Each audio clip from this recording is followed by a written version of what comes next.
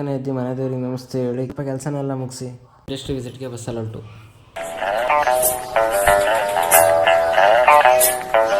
ನಮ್ಮ ಮಚ್ಚ ಎಲ್ಲರಿಗಿಂತ ಫಸ್ಟ್ ಹೋಗಿದ್ದರಿಂದ ನಮ್ಮ ಮೇಲೆ ಟಾಲ್ಕ್ ಜೋರಾಯಿತು, ಇನ್ಫಾರ್ಮೇಷನ್ನು ಸಿಕ್ತು.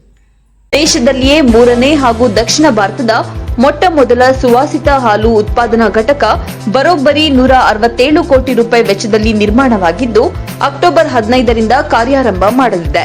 ಈಗಾಗಲೇ ಪ್ರಾಯೋಗಿಕ ಚಾಲನೆ ನೀಡಲಾಗಿದೆ. 5,40,000 ಬಾಟಲ್ ಹಾಲು ತಯಾರಾಗಲಿದೆ.